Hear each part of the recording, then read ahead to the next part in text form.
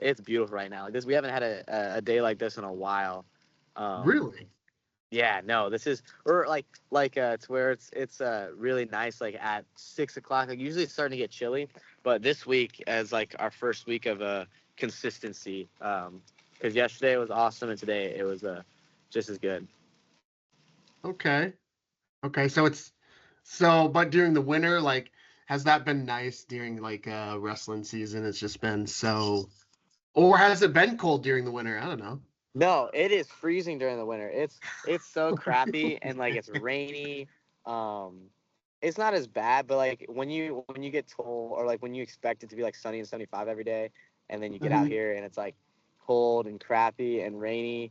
It's like or like I mean honestly our days aren't that bad, but like we can get up to 50, 60 sometimes we're really lucky. Um, and the sun's shining, but usually it's in the winter it's just kind of cold. Um, nothing close to Midwestern cold, California cold, and Yeah. just like cloudy. Like whenever it's a cloudy day, usually it's cold out.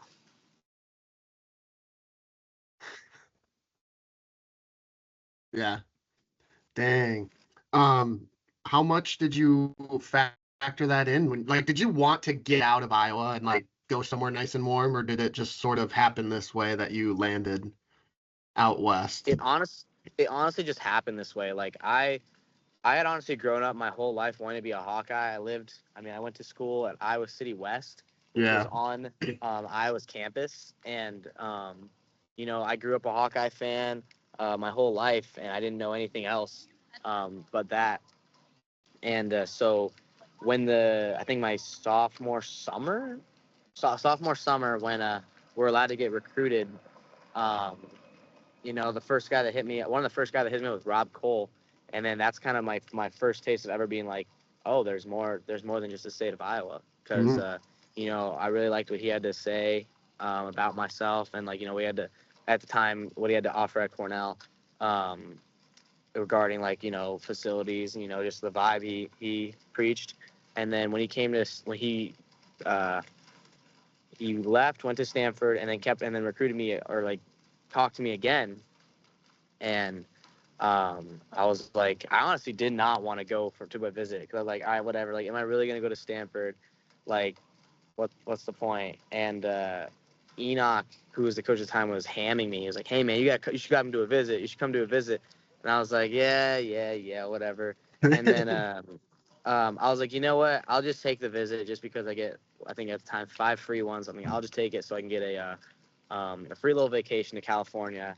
Yeah. And so my mom and I got tickets, or we got our tickets. I went out to visit Stanford, and like right away, I was like, for some reason, I remember telling my mom in the San Francisco airport, I was like, I got a weird feeling about this. And then we went on our visit, and like it brought my mom to tears. When we went back, and I was in the hotel, and we were staying in the hotel. She's like, man, if this is the place you gotta be, like I support that and love that. And I absolutely fell in love with this place. I mean, it was I met some of my potential teammates, or my future teammates. I was on the visit by myself, which is funny.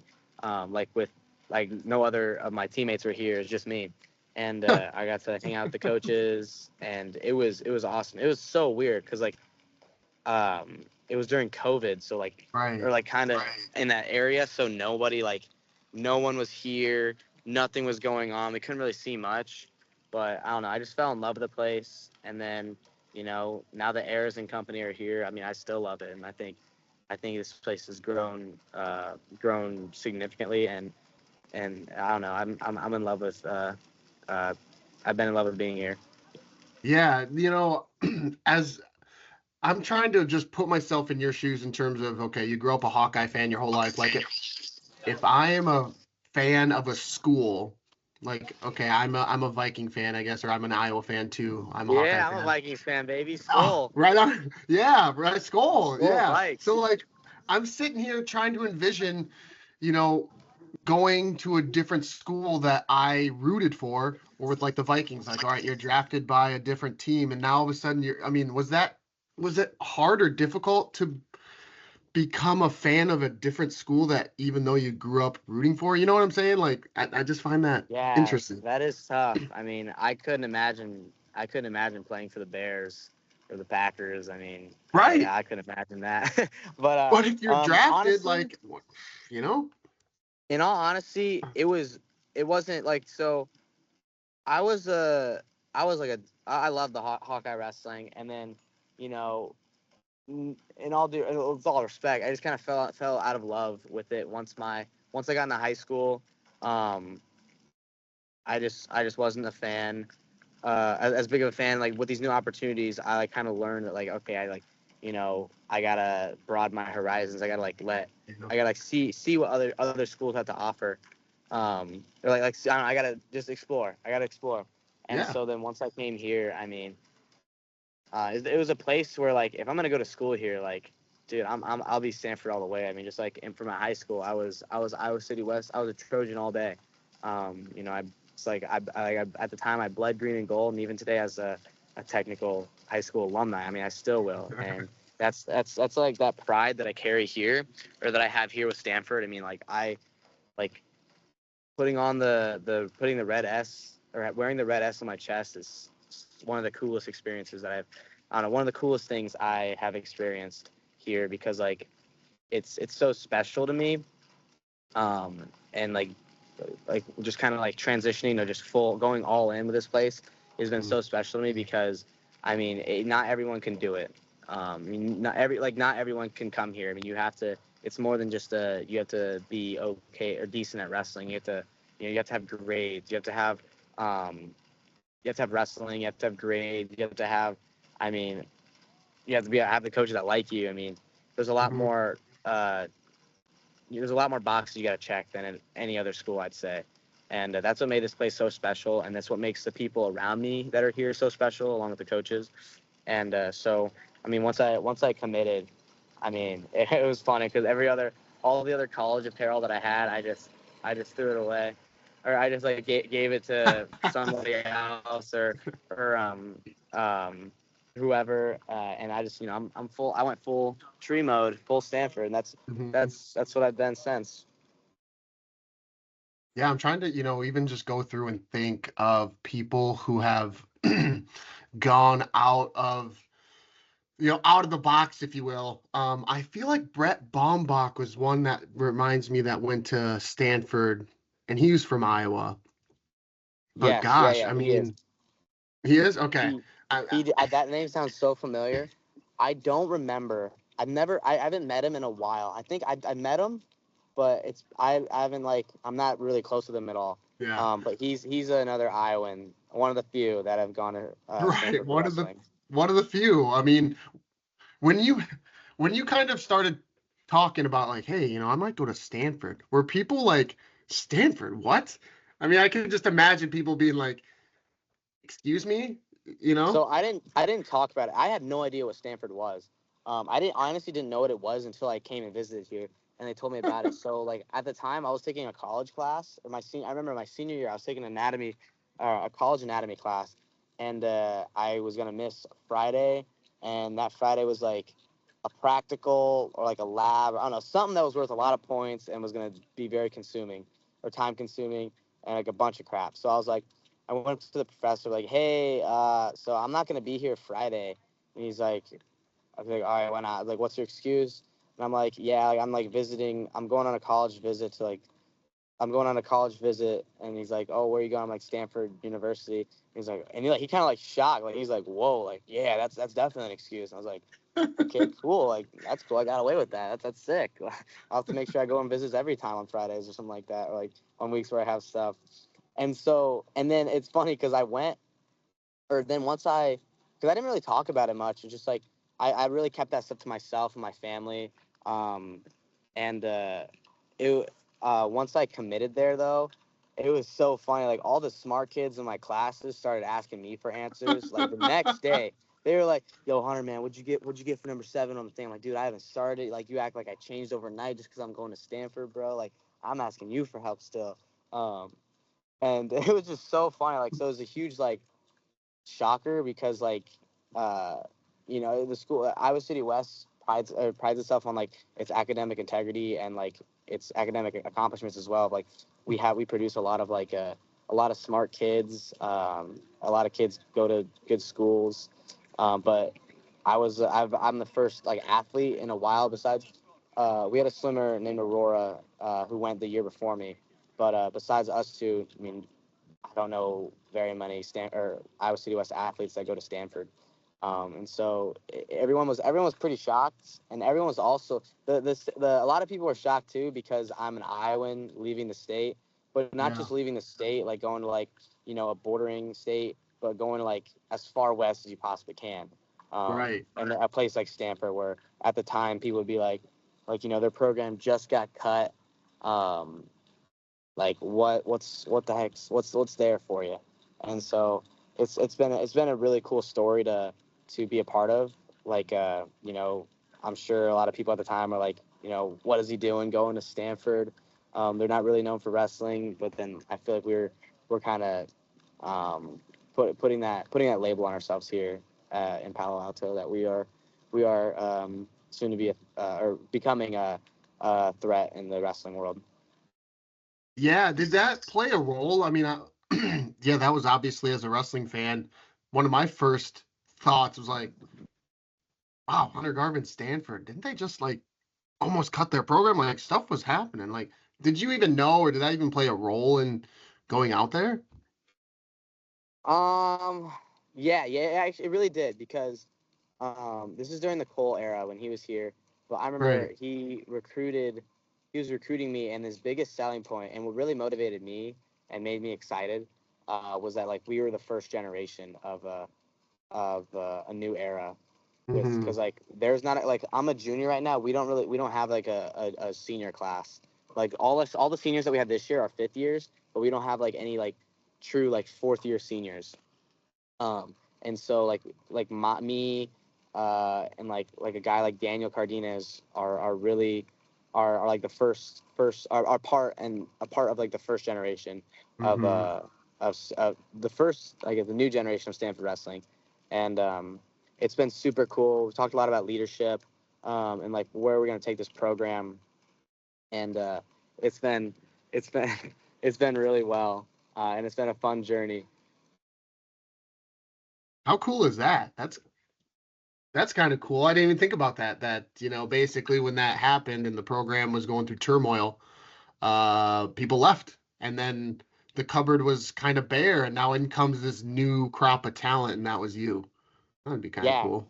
and it was super humbling at first because like I don't know, you just don't expect it's gonna happen, and to be where I'm at today, I mean, I'm super grateful, and like I would have never expected to like have like I don't know, have the feelings I do for this university, and like the love, like a different type of love that I have for the sport.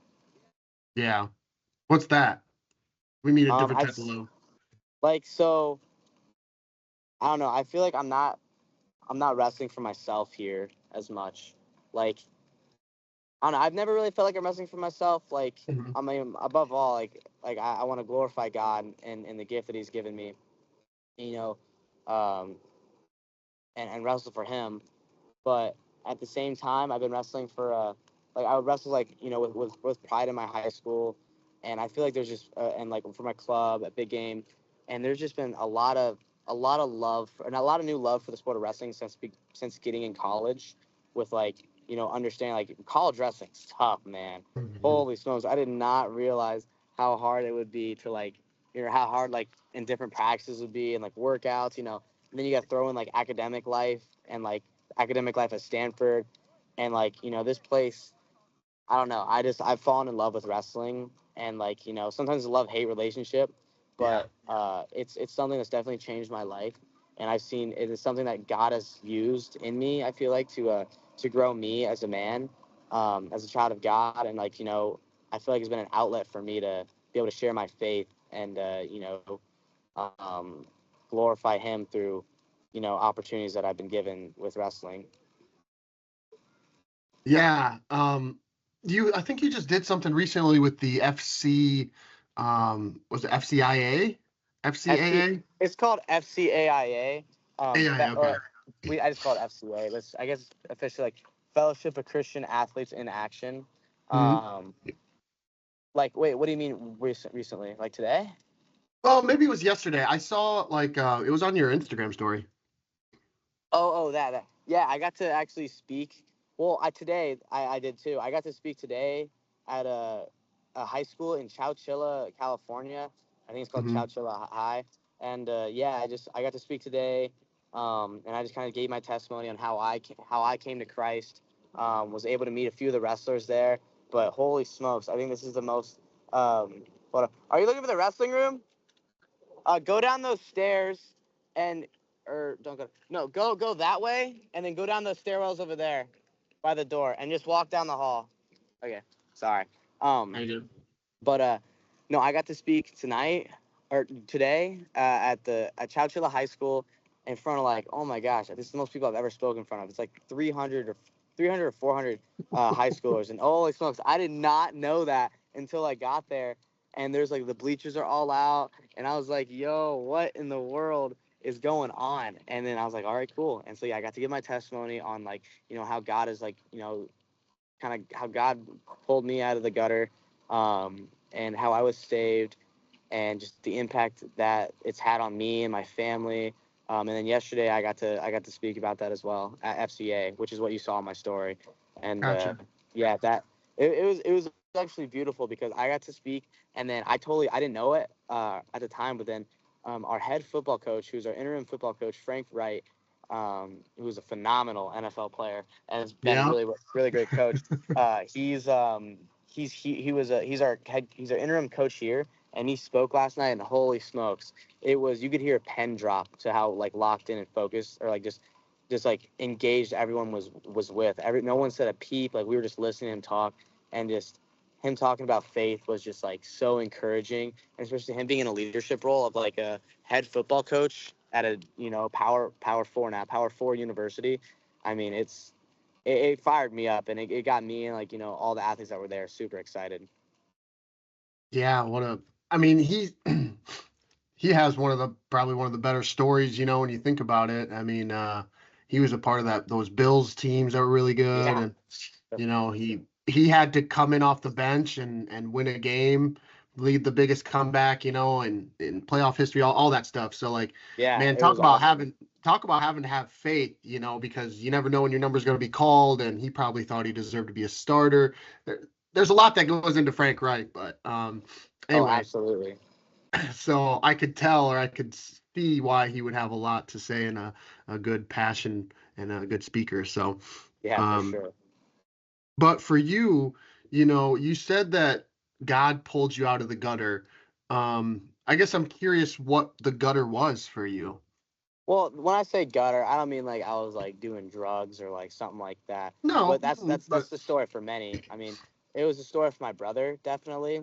But when I just say gutter, I just mean like from death to life, as in like I didn't really believe in. I mean, I thought you could have asked me like, "Hey, is God real?" I say, "Yeah." Like, did Jesus died on the cross? I said, "Yeah," but like I wasn't really engaged. I wasn't really following the word or anything like mhm. that. And I was about in fifth grade, and then um, my brother actually went to jail, uh, and he got caught up in really bad stuff. He'd gotten kicked out of the house, or prior he had gotten kicked out of the house. He was just ruined his body and his at the time his life with drugs, and he had a baby on the way. Just like a whole bunch of like just a basket full of all these things that are going on, and he got put in jail and got at the time like he got life. He was sentenced to life in prison basically, and just through that, and he had never known who God was really. He'd never followed Christ or anything like that. He never went to church, and he got that was like his low that was his lowest of low that he could be brought to. I mean, he was ready to kill him. He was ready to die.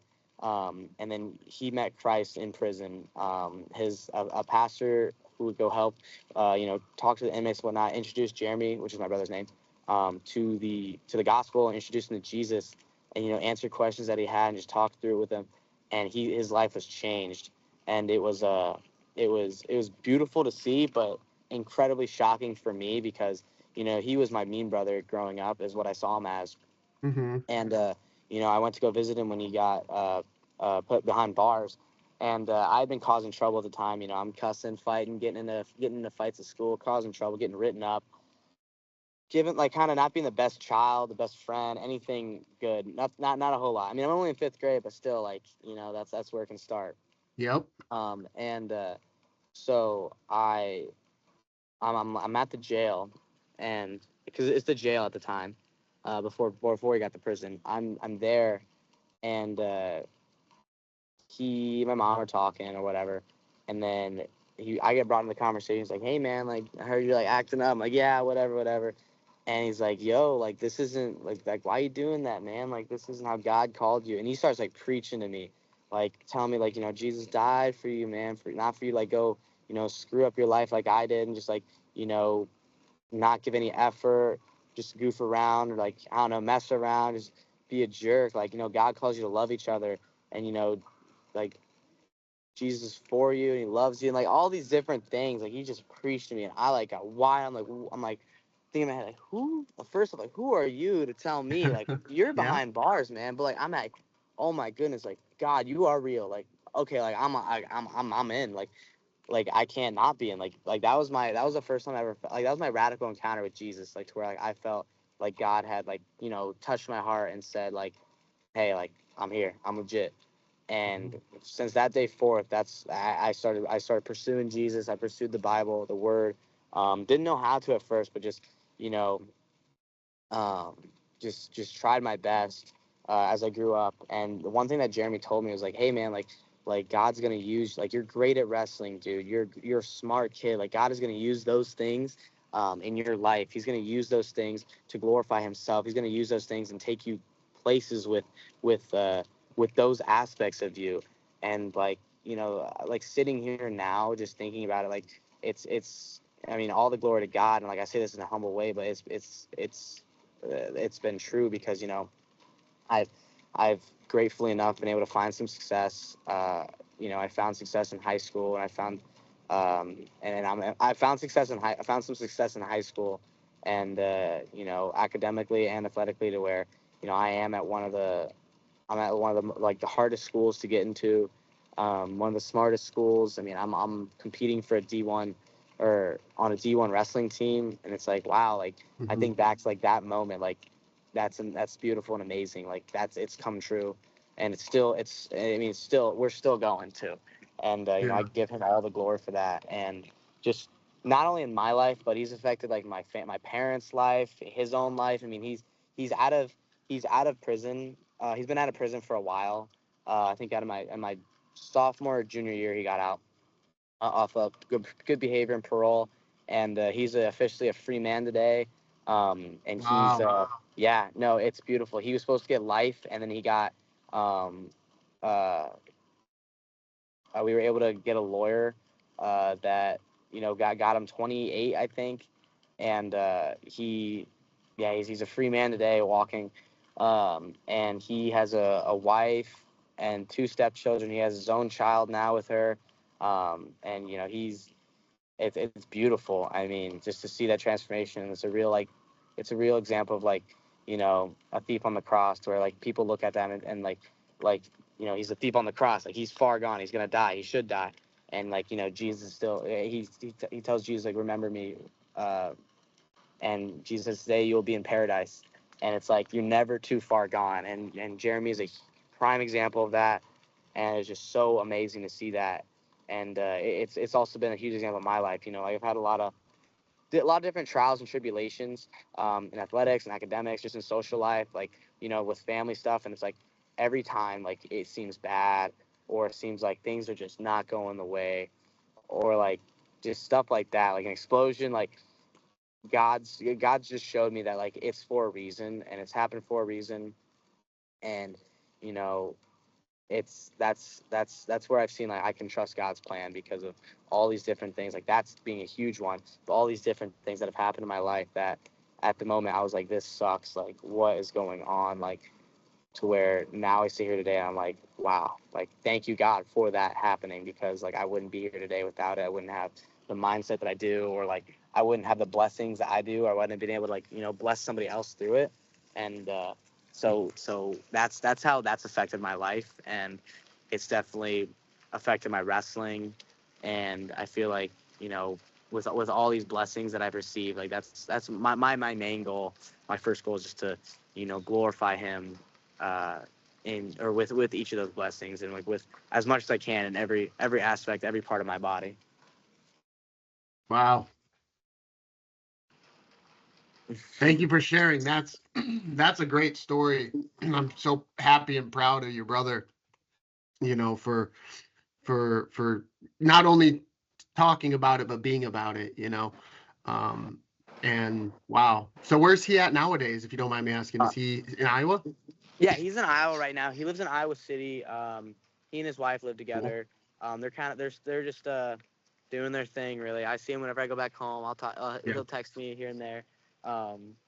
And yeah, I'm so happy and proud of him, because I mean he's came a long way, and like I mean it's not easy. It's not easy to I mean I've never experienced anything that he has, but I'm sure it's not easy to overcome drug addiction, drug abuse, overcome something that gets put on your record and that says, hey, you did this thing, and not even you did this thing, you did this really bad thing. And I mean he's lost. He was at, I mean, I don't know. I don't see any, I can't put together a more rock bottom than where he was at. And Right. to see him where he's at where he's at today is just, I mean, I take it for granted too much, but my heart is so full. Like, as I don't think about it enough. And I'm thinking about it, like right now, like my heart is so full just being able to know that, like, that happened. And it's crazy enough. Like, no one wants to say like, oh, I hope my brother like goes to prison, does all these bad things. Like, without that happening, which is the prime example. Like, everything happens for a reason. Like, God's will is perfect, because without that happening, I don't think I get past. I don't know if I get past high school, let alone I just like with like the way that my family's like past history is, and like different things that have gone on. Like, I don't know if I even get out of high school. Like, that's how much like Jesus has affected my life, of like, just giving this and like, his love. And yeah, man, it's you can't make it up. And like Right. that's where like I have so much joy in my life. I have so much like happiness with that, and like being in faith, that like it's like I want everyone to feel that, man. Like, I want everyone to feel that happiness. I want everyone to feel that joy, and that I can humbly and like proudly in Jesus' name feel. Wow. How did you stay the course? You're in fifth grade when all this is going on. And of course it's, he says something to you and, you're jacked up, and in the moment, you're like, all right, let's do this. But like, you're still in fifth grade where emotions are running high and up and down, and you got puberty coming, and there's just so much that can derail you, man. Yeah. No one's perfect, and I am not perfect at all. But I just started trying hard. I mean, I of course made many mistakes along the way, and I still make Right. mistakes today, and I'm sure I'll make more mistakes in the future. But I just like every Sunday, like I go to church with my mom and and dad, and they'd I just try my absolute. See it, coach. I just try my absolute best to just pay attention, like eyes wide, like what the heck does this stuff mean? And it is so hard to understand, just because like it is just so hard to understand, I guess. And but I'm trying. I would just try so hard to understand what was being said. I on my like whenever I could. I'd be reading the Bible. I didn't know how to read the Bible, so I just started at Genesis, and it's cool. Like, if you start at Genesis, it's really good. It goes really good until you get to like the part, or it's like I think it's in Exodus, where like all like the brother of the sister of the tribe of the this of, and it's like you don't know what's going on. And then I was able to. I mean, thankfully, my church was able to have like a youth group that I go to and just learn about Jesus, and I don't know. I just tried to be a sponge in all those areas, just be like, what does all this mean, like, and whatnot. And I've matured so much since then. Like in high school, I would try to read the Bible every day. In wrestling, just not praying to win or anything like that, but just praying that I just glorify Him, praying that I'm healthy, praying that I can, bring others to see the joy that I have. And then, in college, I'm trying the same thing. I mean, in college, there are lots of temptations. There are lots of just evil that lurk around, and just so trying to stay away from that, and like just keeping God's armor on me when I walk the different like shadows of evil. uh, that are like, around me, and just, keeping that same goal, prioritizing that same goal of like, hey, like, I could, if I really want to, I could do all these things that other people are doing, or like fall into these like these holes, these pits, ruin my life potentially. But it's like, it's not worth it, man. Like it's not worth not, I don't know how to say it.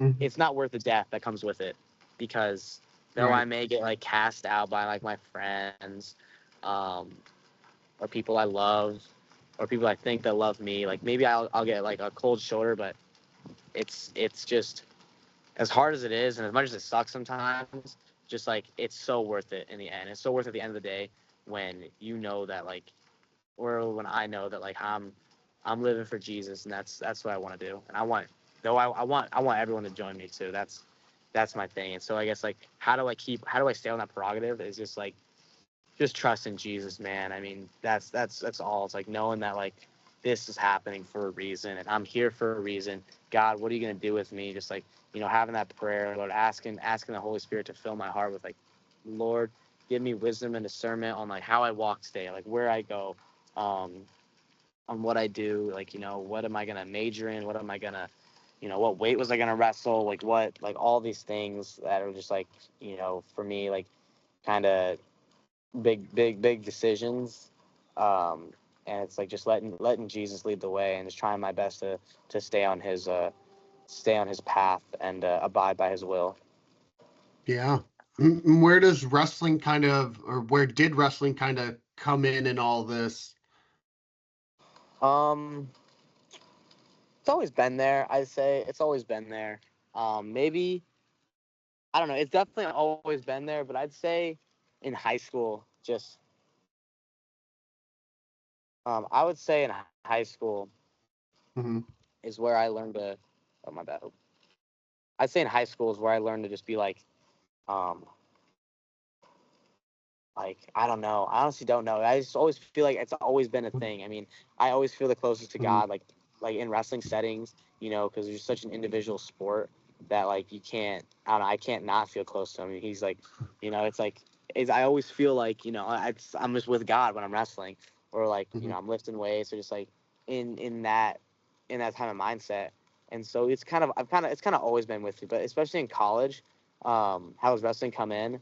Just like being able to like not try to win, not have a goal of winning a national title for like any sort of fame, or to have my like, name on the wall, or like name in the book, something like that. But instead, I feel like I've come to want to achieve these goals for just to be given a spotlight, and an opportunity to glorify him, and just like, praise his name, and say like, hey, like, where do you find your success? And like, I find my success in Jesus. And I'm not saying that like Jesus is like Jesus gave me the win or something like that, but like, you know, Jesus has given me this faith. Jesus put me here, like at for my case specific, at Stanford University, with the people around me. He's blessed me with with everything that's happened in my life. Heck, he's blessed me with an incarcerated brother to be able to share with me the faith that has been with me and led me to a place like here. And it's like, because of him, I have all that I have, and I am who I am. And there's nothing that Hunter Garvin did. There's nothing that I can take credit for. Like, I give all the credit to him. And um, and that's where I found myself to incorporate faith, or wrestling with my faith. Is that, I have, Sean Gray told me this last year, or last year at Pac-12 after I lost. Like, hey man, like, you have this God-given ability. Don't let it go to waste. Um, don't disregard, don't disrespect, yourself, and don't disrespect God by taking this, by just throwing it away. He's given you this God-given talent, this God-given ability of wrestling, of being as good as you are, of being as, unorthodox as you are, X, Y, and Z. And it's like lean into it, man. Like, don't throw it away.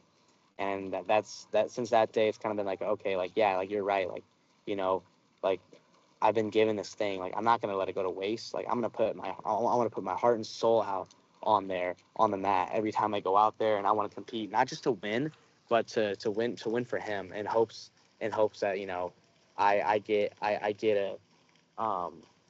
I get a spotlight, and I get a platform to share the gospel, for that to be my way of evangelism, of like, for hope that some little kid who I was one time, when watching like interviews or watching people wrestle, can see and be like, wow, like, you know why is this guy so happy? Why is this guy so joyful? Why is this guy like preaching this thing? Who is Jesus? What is Jesus?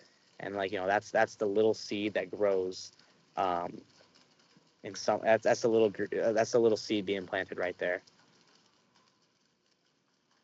I never, like, is it crazy or not crazy? But when you say God blessed me with an incarcerated brother, I mean, that is Yeah, that is a that, crazy statement to something like that. And right, like, yeah. because who wants to be like, who's like praying like, oh Lord, please give me please give me some bad things to happen in my life, because I'm sure there'll be some Correct. good of it. But and it's so much easier in hindsight to see, because like I said, like Yeah. everything happens for a great time, like everything happens for according to His will, and everything is perfect. Um, at the time, man, that sucked. My dad told me the news of, hey, your brother's in jail. I broke down in tears, man. It broke my heart. It broke my family's heart. It was emotionally, um, and especially financially taxing for my family. Um, but you know, we came out on top. Like it's like we come out on top, and that's like right there. That's like the game of the devil, saying like, hey, sucks to suck. Your kid's in jail, and it's like that's where like Jesus is able to turn it right. Like God is able to turn it right against them, and be like, hey, no, like this is where I'm about to like use. I'm about to like instill blessings on this family. I'm about to give this family a testimony. And then this testimony is about to affect so many lives. I mean, it's gonna give Hunter Garvin, who this is a blessing for, an opportunity to speak at Chowchilla High, and who knows how many lives that could have touched right there.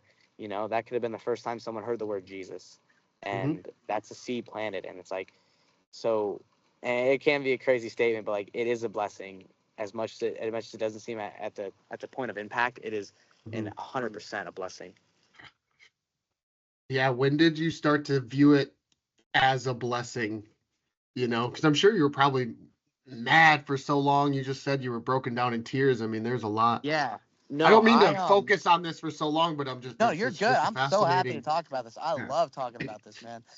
I can talk about this all day. I'd say, I don't know, honestly, college. Really? I'd say once I got to college, I started seeing it as a blessing, just because like I was embarrassed of it. Excuse me. Yeah. I was embarrassed of having, my own flesh and blood, having done the acts that he did, and just who wants to proudly say, hey, I have a brother in prison, or hey, like, you know, all these X, Y, and Z. Hmm. I'm sure my parents felt the same way of like, hey, no one wants to say their son's in jail. Um, but in college, I was able to like grasp it, like, hey, like, especially like kind of getting deeper into my faith, coming to college, I was able to be like, hey, like this is a blessing, man, and like having great like great people here like FCA, and great teammates who share the faith with me, and like I've gotten really close within that, help me to realize and like just be able to say like see how much of a blessing it is. And I think the biggest thing that shows me it's a blessing is that like how many lives it impacted. Like I didn't realize, honestly, it was a day like today when I was in Chowchilla, who's like there's a lot of poverty in that town. There's a lot of like there's a lot of hurt people in that town. And Yeah. my testimony is full of that. I mean, when you look at it, when you like pick it apart, it's like it's full of drug abuse, drug addiction. It's full of you know heartbreak, goes for like all sorts of things that like a lot of people are go through, and a lot of people are like don't like to talk about, or scared to talk about, or like you know experience, but like keep quiet about it, or like try to bottle it up. And it's like I'm so honored to have the testimony that I do, because I can share it with people like that, who they can see that like, oh my God, oh my goodness, like God saves, and like God saved his brother who went through all these things. God saved him, who knows, like if like I don't if what happened on that fifth grade day didn't happen, who knows where I am. um and it's like so amazing to like their lives can be saved and their lives can be blessed through it. Did you see yourself in some of those kids that you were talking to? Yeah, I did. Taco Tuesday. I did. I absolutely did because um, yeah, I did because I was once in that though I never had an opportunity really to like I never went to an FCA rally as in high school. Yeah. I didn't like going to FCA at my high school because I felt like the people who led it just didn't live they didn't practice what they preach, and that like really rubbed me the wrong way. Um, Ooh. but I saw myself a lot in that high school because I mean, um, I was once that high schooler. I was once that kid, you know, who maybe didn't know what was going on with their life. All I knew was wrestling. Um, but if I didn't see myself, I at least saw someone that I was really, really familiar with, or somebody who I knew, Mhm. just based off of Yeah. like what happened to my brother, or just based off like my family in general. Like I saw a lot of that, a lot of fear, a lot of like wondering, a lot of like, people who had no idea. I don't know. To me, I saw a lot of people who were like maybe listening a little extra carefully because they're like this is crazy. Like why would you talk about such a thing or whatnot? And that's at the end of the talk. I've never done this before, but like I got reminded of it today. At the end of the talk, uh, um, I asked everyone to put their heads down and close their eyes, and I just said like, okay, so you all have your own privacy right now. Like if you hear this, um, and you want that relationship with Jesus, you want forgiveness, you want a savior, you want that love or whatever. Like just put your thumb up, and it was remarkable, man. Like the amount of like people that put their thumbs up was insane. I didn't even know that many people were listening to me, honestly. And the amount of people that put their thumbs up was like, holy smokes! Like it was so beautiful, and I just prayed over them, and I just like I hope that these people. I hope. I mean that those are seeds planted right there. Those are seeds planted right there, and it's like it blows me away. I mean, holy smokes! I mean, I just still can't get over it. And I just don't want to take it for granted. But like, oh my goodness, like, you know, I had someone come to me like she told me like, hey, like, blah blah blah. Like my friend, like I've been urging her to like come to church, and she's never gone. And she picked up a Bible like today because they were handing out Bibles there too. She like picked up the Bible and told me like, you better take me to church. And I was like, dude, like that's one example of like the many that I didn't know about. But like, oh my goodness, like that's what it's all about to me. I mean, I was talking to someone on the drive back, and it's like he told me, um, like there's no wrestling match that you can win. There's no title that you can win. That there's nothing that you can do that makes you feel better than like leading people to Jesus or introducing them to the way, the truth, the life, the thing that created them, the thing that not only created them but died a humiliating death for them and loves them so much that they're willing to not only accept them where they are right now, but like the prodigal son, run and meet them halfway, and with open arms and excitement and joy that they're wanting that. Does that take the pressure off of competing a little bit, knowing that you're wrestling for a higher purpose other than whatever the outcome's going to be, Yeah, 100%. I mean, I've still struggled in the past with like nerves and anxieties, which really annoy me. But it does. Yeah. I'm wrestling for a higher purpose, man. I'm not there to win a match. I'm not there to try to just collect a gold medal or anything like that. I'm there to just wrestle for Jesus and like wrestle for Him, live, wrestle, and love in Him and for Him. And it gives me so much freedom, and it makes wrestling so much more fun because like you know though like winning's awesome and losing sucks. Anyone will say that, but at the end of the day, like it doesn't matter like if you win one national title, four national titles, or you don't go a day like you can't you're never able to wrestle because you're injured. Like at the end of the day, man, none of that stuff matters. You can't take a penny to heaven. You can't take a national title. You can't take the little awards that they give you for being an All-American. You can't take any of that with you to heaven. And like, that's the part that like that reminds me like, hey, what am I doing this for? And that's what makes that's what makes life, like, for me, that's what makes it. It's just knowing that I'm not doing it for anything but like I'm doing it for Jesus. I'm doing it for another Sean Greco, and I'm doing it for like those who are watching, like, that little kid, that little kid that used to be Hunter Garvin watching the NCAA tournament on the TV, or his senior year of high school when he went and watched the tournament. So inspirational. I was so inspired. I was so like happy. I remember when I was a little kid, I like I was practicing at a Carver Hawkeye Arena, and I'd see a Hawkeye wrestler, and I would geek out whenever I go like watch a duel. I would geek out like, oh my goodness, like that's so and so, that's so and so, or and like now that I'm in that position, like I'm so like, I don't know, like I want to do what I do because not for myself or for any sort of pride, but for like those around me, and just not only so that they see me and geek out, but they see me and be like, that guy loves Jesus, and like I want to love Jesus, like, well, I want to know what he has, like, what the heck. And so yeah, like it's made wrestling a lot more fun, and it's made my perspective on like wrestling and sports in general, and like the life I live in general, just so much better. Yeah. Great testimony there. I'm curious though. You just mentioned that when you were younger, you would see some Iowa guys, or they'd be in the Iowa singlets and you'd geek out. Was one of the guys you saw Nate Moore? You just geek out? Oh, who wouldn't geek out? That guy was a beast. So when I don't remember too much when I was a little kid, I just remember like, you see the guy in the black and gold and you geek out. But Nate Moore was a dog in high school. So my family was actually really close friends with him. As my brother and him went to high school together. We were just family friends, and obviously he was my high school coach too. Like he was he was the best, like one of the best in the country.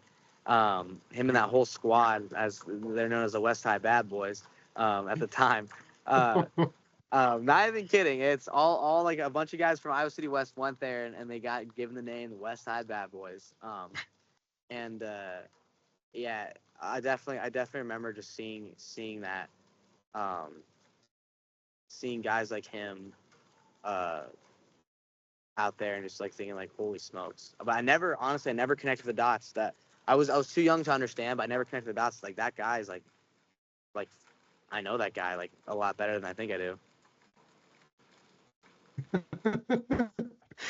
Did you wrestle him at all in practice, and did you ever like take him down? Hey, how's it going? How's it going, brother? Doing amazing. Is it? Yes, sir. Good. Thank you. Good to see you. Sorry. Did I ever? What'd you say? Did I ever wrestle him? Yeah. Man, I tried. He beat the brakes off me. No kidding. Yeah, I'm not kidding. So like recently, no, I haven't. Mhm. But like when I was in high school, I would like every once in a while I'd be like, you know what, like come on, you want to smoke? Like let me get a shot at the title. And Yes. yeah, I'll be honest. He beat the brakes off me. And it was funny. We had this 97, 92, 182. What's after 182? I don't know. Some in those big guys. 195? Yeah, 195. And this guy, like, he was such a freaking tank. His name was Landon Green. He was a all-American football player, and this guy was a beast. And he has 6 1 year at state, I think. But he like, it was so funny because Nate's his size, and Landon Green just was skying over him as freaking jacked. You would think he's on something, which he wasn't, but he was just so yoked. Yeah. And Nate went to go with him and just embarrassed him in front of all. Picked him up in like a fireman's, and it was so funny. It's like, okay, this guy still got it. This guy still got it. But yeah, it was those were good times, man. Gosh, yeah. What was it like to wear that Trojan on your chest? After you watched, you were kind of like another crop that came in, like Iowa City West has always had these teams that just kind of, they don't rebuild, they reload essentially. So what was it Yeah, like to put on that Trojan on your chest, man? it was an honor. Uh, After Mark Ryland had retired, I almost Hmm. went to a different school. Or I was gonna I almost started looking around to go to different schools because everyone was questioning, oh, the wrestling program. Like, Jeremy went to Iowa City West, and I was like, man, I gotta go here. I can't not go there. I mean, um, and so it was an honor, absolute honor, because I mean, like that's like kind of getting the torch passed to me, and just Right. keeping a family legacy going, kind of, and also just like with all the history that West High has with like wrestling, it was so cool to be a part of that. And I mean, I one of my best friends, my bestest friends who I mean I was best friends with, like, were made at Trojan Wrestling Club when I was like 5, 6 years old, and then kind of that relationship was reignited um, there in high school. And it's like I'm like I can't leave it. I'm like I didn't find out until high school, but like once I was there, I'm like I'm so glad I never went anywhere else, and I'm so glad I'm here, so blessed. And I mean, it was so cool to be able to rep Iowa City West on my Yeah. chest. It's like that title. Yeah. So it sounds like you started wrestling when you were real young, 5. Oh yeah, my dad had me in there like 5, something like that. Yeah. Why is Yeah, that? Were you just a family of wrestlers or what? no idea. I mean, I have no idea. My dad just like decided to put me in there, and I just saw that there's other little kids like me. We play like shirt. We play a foxtail, where you put your shirt in your shorts, and like you run around. And then we just screw around during wrestling practice. But then like you see these people every time, and they just kind of become your friends. And these are my best pals. And it went from like as we got older and matured, it went from like messing around together, like, oh, like, okay, wrestling. And the next thing you know, it's like my sophomore year of high school, me, Graham Gambrell, and Will Hoft are all in the finals together at the state tournament. We go 3 for 3, and it's like, oh my gosh, like, where did the time go? Because I have pictures at my house of me and Graham Gambrell. Like, I remember I gave him such a bloody nose because my pinky just went right up his nostril, and there's like pictures of that, and just us being little like dinky babies. And then right next, I can just see a picture of like us in 2020, like uh, wearing the state medal and the state hat, and it's just like super cool full circle moments. Yeah. Did you have some high expectations? And I guess let me ask you this first. Did you have some success on that AAU circuit before you got into high school? No, I didn't get. Really?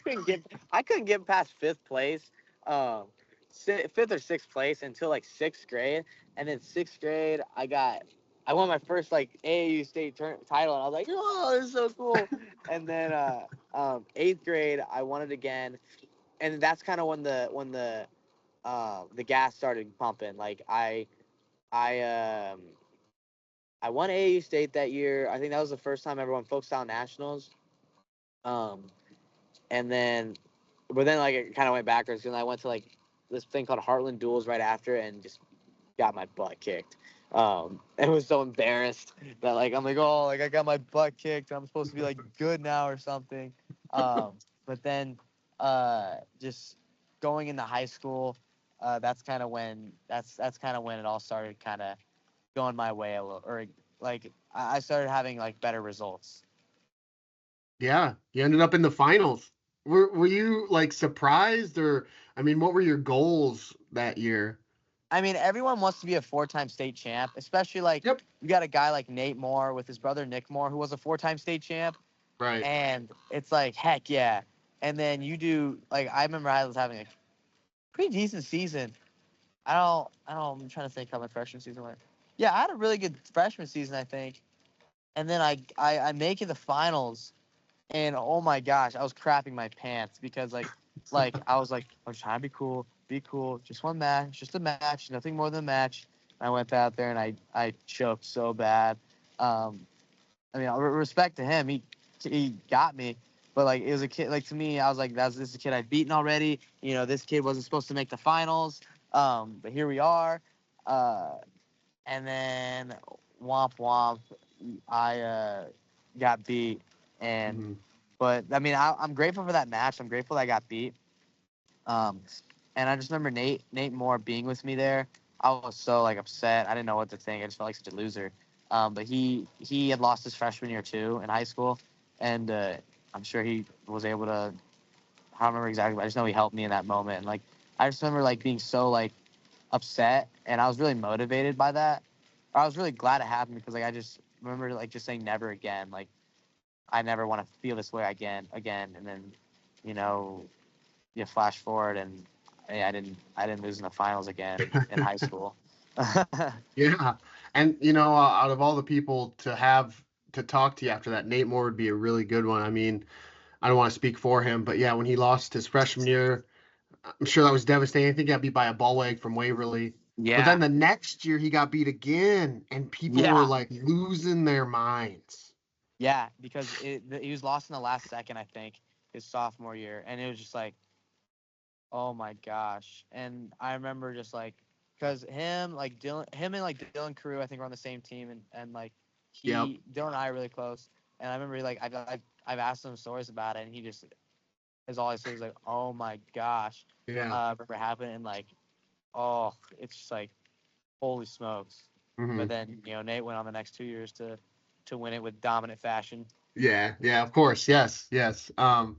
So, but then I know it's again, we kind of said this earlier, like things are easier said than done. So, what did you do the next year, if you remember, to like push yourself to get to the top, you I know? remember like right away, like Dylan's a crazy guy, like, and I love that guy to death. But he really helped me a lot. Um, Him and Nate kind of just because I kind of transferred or transitioned from um high school to club wrestling, Hmm. a big game, and it was just like hey like no more of that. Like we're not gonna have that again. Like you got in your head, blah blah blah. Like that's like you had lose your thoughts, man. And I did, and it's like we're not like not yeah really never again. And I started working with him with Dylan like hardcore, just kind of getting as much as I could, uh, getting as much as I could out of practices and like you know he and Dylan and I got a lot closer, and just I would say he knew my goals and he held me accountable to him. He's like, hey, like anyone can say they want to be this, they want to be that, but it's like, what are you gonna do for it? And just like like you're right, like all right. And so I mean, we went on, and actually I went on to win like to Folk Style Nationals that year.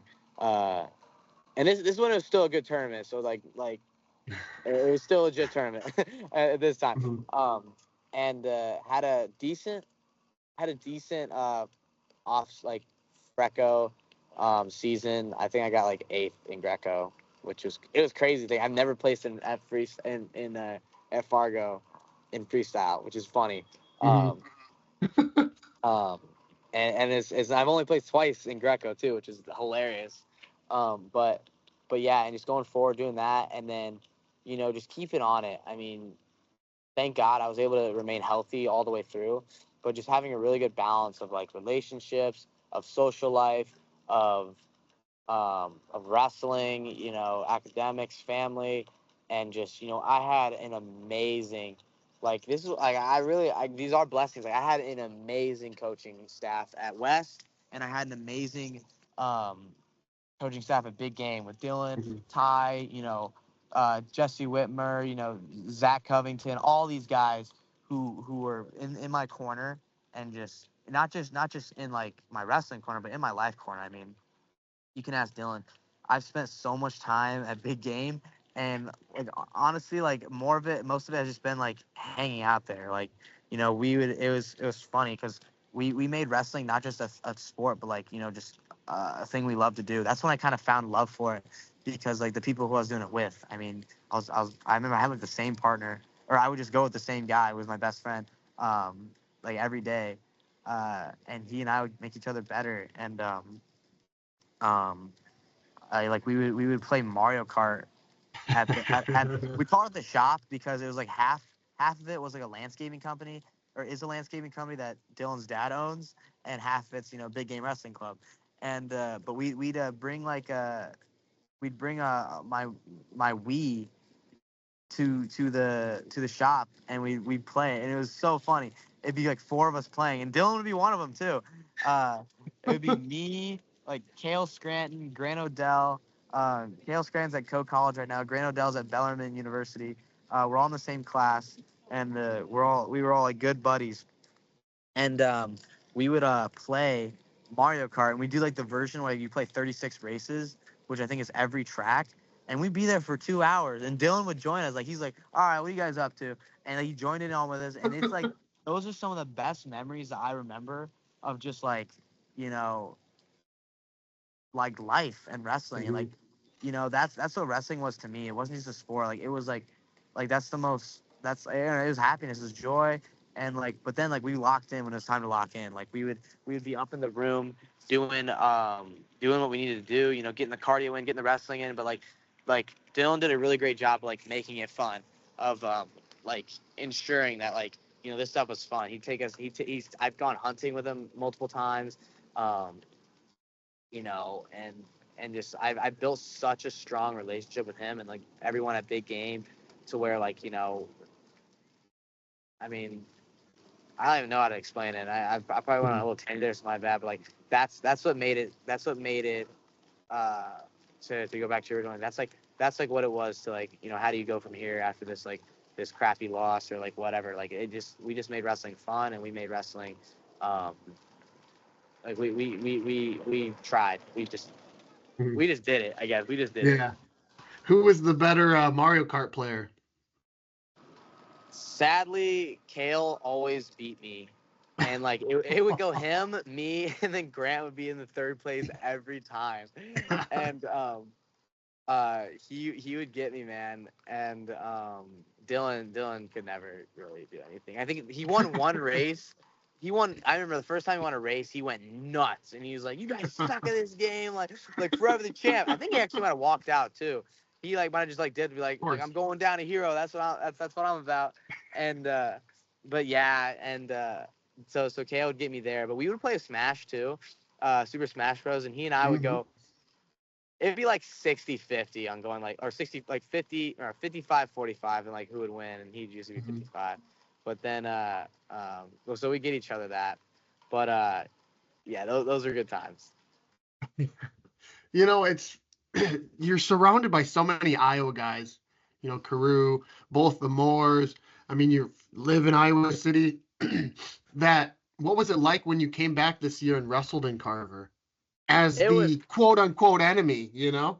I know. I was super excited for the opportunity. I was like, holy smokes, this is sick. I totally just threw it down the drain, though. It stunk so bad. But it was so cool. I mean, I expected, I'm like, all right, they're either going to be super loving or super hostile to me, like me in specific. And, dude, the first guy I saw was like, welcome back, Hunter. I'm like, no way. And I got so much love, when they introduced me. I got, like, a lot of, like, cheering, and I was like, holy smokes, like, I got love here. And that was super cool, knowing, like, the hostile crowd that lives there. And then, yeah, that's as far as I go. It sucked that I lost. But, it was cool to be there. Yeah, and what a cool opportunity also to come back and wrestle, where you grew up. I mean, I'm sure you had lots of friends and family there. Like they normally don't get to see you because you're wrestling out west, or you're not wrestling in Iowa. So that just had to be a cool moment for them to even just watch you compete, minus the result. But yeah, no, absolutely. It was so cool. I mean, that's the first time my brother and his family ever got to watch me wrestle a college match in person. Wow, yeah. It was a really special time, and like a bunch of my friends. I mean, Nate brought a good amount of the West high schoolers. wrestlers, and it was cool because like, I mean, imagine them, like they were wrestling, like I was on the same team with them not too long ago, and like now like I'm quote unquote on like the big in the big in the big stage in the big leagues, and I bet that was cool for them, and like it was cool for me, like to be able to like share that moment with them. Yeah, you're in the big leagues. Lastly, before I let you go, I wanted to ask you about your career so far at Stanford. Your redshirt year, I mean, 10-7, I think. I mean, it wasn't a real run of the mill. Like it wasn't you didn't explode onto the scene like you weren't like 30-0. Yeah. So when you went into your freshman year, your redshirt freshman year, what were you thinking? I mean, were you up? Were you down? Confidence-wise? I mean, you even said it's tough in college. So I'm just trying to gauge where you were at, man. I honestly don't know where I was because like I didn't get to wrestle until CKLV, which is my first competition, and then so I honestly had no idea what to do. I'm like, I can't tell if I like I don't know what's gonna happen, and I just like that's like where kind of like I really started getting it, or like I had a lot of like faith in my with wrestling, like all right, God, like let's do it, like no expectations, and then I didn't do half bad there for being like my first like real competition in college. I think I got sixth, and just kind of going from there, just I didn't really wrestle the absolute best, and then it honestly took all year to start wrestling okay. I mean, yeah, I didn't even do like the best at Pac-12. I just kind of like my goal is just like my goal that season was just to make the national tournament because like I know my dad, my parents wanted to go really bad, and my mom hadn't even seen me wrestle yet. And so my goal was just to make the national tournament, like give my parents a reason to go to Kansas City, because it was 4 hours away from us, and also like we get gear packages if you do it, so like you want that too. Of course. But that was my goal, and I was like, okay, and like I made the finals of Pac-12s, and or no, first I was ranked really low, like I was like 24, and after being like 16 earlier, like at the beginning of the year, and I was like, oh my gosh, like what am I doing? And I'm like, we had 2 allocations, and I made the finals, and and I lost the finals match. I'm like, oh my gosh, but the kid the kid I beat in the semis had won, so I didn't have to wrestle for true second, which was good. And so I was going to nationals for sure. And I was like sick, but I was really upset because I just had such a bad finals match, and I remember I yelled at my coach, kind of I'm like, isn't that awesome? Like isn't it great when you just choke and like you just can't feel good? And he grabbed me, took me to a outside of the arena. He was like, how do you feel? I'm like, I felt awful. Like, I feel like I can't wrestle. Like, I feel like just like I'm not enjoying this sport. And he's like, why? Like, are you putting pressure? Like, yeah, I'm putting pressure on myself. And it was Sean Gray, and he said, like, you don't deserve, you shouldn't, because you don't deserve the right to put pressure on yourself. And it's like you're not a national title, you're not a national champion, you're not an All-American, you're like you're not even highly ranked right now. Like, why are you putting pressure on yourself, man? And like it was the best criticism, what was it, constructive criticism I could have received in that moment. Oof. In that moment, because like I was like, yeah, like you're right. Like I wasn't upset at all of what he was saying. And he's like, that's when he told me, he's like, man, you have God-given abilities, and you're throwing, like, don't throw them away, man. Like you're putting pressure on yourself, and you're not having fun, dude. Have fun, man. Let free, do cool stuff, and just like, what are you doing? And I'm like, wow. And like, it was at that moment I realized that, like, I'd had a pretty like tough season with like different trials and tribulations physically and like mentally.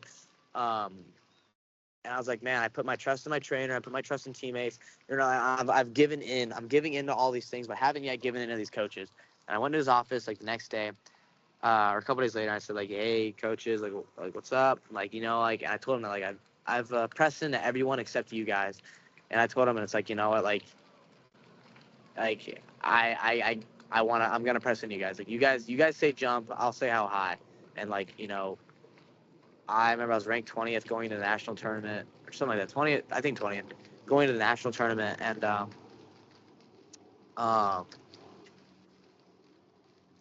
I just wrestled so free. I listened to my coaches. I trusted them. I trusted God. As in, like, He's given me these guys for a reason. Like, why not let the coach and let me, the athlete, be the athlete? Mhm. And I mean, I never felt so good. I haven't felt that good wrestling in forever. Like at that time, I was like, wow. Like, I beat a guy who beat me twice that year. I got a major, and I just felt like something was different in me. And I lost the next match, and I didn't know how many matches I had to go, and I didn't know, like, I wasn't thinking a blood round or anything. I was just thinking one match at a time. And so I won one match. I won one match. I won another match, and then boom, you're in the blood round. And I won the blood round match, and just it was that, I don't know. I won the blood round match. I was like, holy smokes, like. That was one of the most exciting moments of my wrestling career, especially like I shared it with a Sean Gray and Chris Ayers in the corner there, going nuts. But that's kind of the question was like, where did my wrestling start taking? Or what was the question again? I kind of like. No, really, we were just talking about how your redshirt freshman year, you went, Oh yeah, you had yeah, a 10-7 year, and all of a sudden you're an All-American. I mean, that stemmed from there. Okay, that's what I thought. That's what I was going with. So that stemmed from just like me trying to do things on my own throughout the whole season, and then finally I trusted in the coaches, and I told them, I basically like God's put these guys in my life, like why not let them do what they are here to do, and so pressing into my coaches was like the game changer for me, and since that moment I feel like my wrestling has changed from then until today. Yeah, you just mentioned Chris Ayers. Real quick, Rob Cole left after your freshman year. What made you stay put? Faith, man. I was uh I was thinking a lot about like leaving. For sure. I didn't know what the heck to do. Like, I didn't know what I was supposed to do. It's my first year. The coaches that just recruited me dipped, and I was like, what the heck? And I didn't know what to do. And I was I had mentors. I went to my my pastor of the church that I was going to, and I just talked to him about it. I was like, man, like I don't know what to do, man. And he's like, well, like, he encouraged me to pray on it, and like he told me to go write down things, like, write down pros and cons of staying and leaving. And there's a lot of things here, like the academics are amazing, and we still had a really great team, and actually no one ended up leaving after Wow, Rob Cole and company left. that's And I was amazing. like, I found that there's a lot more pros of staying than there was leaving, and I'm so glad I did, because I don't know if I would have, I don't know if I'd be where I'm at today if I didn't stay here. And the relationships I've created, the personal growth that I've had here as a Stanford Cardinal is unlike no other. And just like on top of that, just the growth in my faith being here on this campus, with the church I go to, the pastors I have, and the people around me. I mean, I don't think you can find that anywhere else. And at least I couldn't. I don't know. I don't know. I love it, and I'm really glad I'm here. Yeah, the Ayers family is so special. I actually had Lori on once a while back, probably a couple of years ago, and she is outstanding. So, out of all the people they brought in, Chris Ayers, one of the, probably one of the best. No, So. Lori, and like talking about Lori, she is the best. She has done so much for this program and is still doing so much, and it's awesome. Yeah. Last question here for you. So as you mentioned, you've been around Nick Moore, Nate Moore, and Dylan Carew, among others, of course. But out of those three, who would you say is probably the most difficult to take down? If you've I've never taken got to any of wrestle. them down, I mean, I've never got to wrestle with Nick before, and I hope he sees this. But easiest to take down is Dylan Carew, Las Vegas. I don't know, at the U.S. Open in Las Vegas. Shoot, I don't remember what year it was, but I think it was in like 8th grade maybe. I think it was in 8th grade. Laid him out right in the middle of the aisle, in like the back where they have like the 28 mats or whatever, and he'll forever remember that. He'll little tripped him up, got him, and laid him out right there and just walked away. And so I have to give between Dylan and Nate. I guess Nate's the harder one to take down. wow. And you were in 8th grade when you did that? Heck yeah, I was in 8th grade or something like that. I don't know. Or maybe freshman year. I don't know. I was young though, and so Dylan will forever have that engraved in his head that I got that takedown. Mhm. And another fun fact is that I'm the first guy to ever give him a bloody nose. Really? Yeah, and it was during like we were doing like a little boxing workout, so like it wasn't like my elbow caught him. Like I gave him one. I gave him a good one right to the kisser, and boom, blood started flowing. And so I hope he sees this so much. What were you guys doing boxing? Now I'm curious, like, He boxing? just like we were just doing a boxing workout like during this camp. We had a bunch of kids.